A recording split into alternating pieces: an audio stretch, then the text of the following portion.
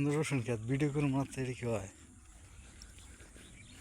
এদি হাল চাষ সব কিছু ছাড়া লাগাইছে জাস্ট খেতার মধ্যে এক পিস বুনছে ওটাও দিয়ে একটা একদম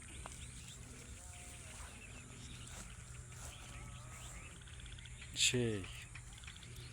বাম্পার ফলন আসলে এরা বিঘাকে বিঘা লাগায় কোনো চাষবাস ছাড়া একদম সারটা ঠিকই দেয় আমি একটা দেখি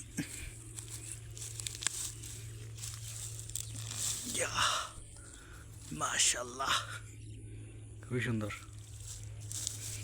ক্ষেততলা রিথাক পুরা চর বিভিন্ন রকমের ফসল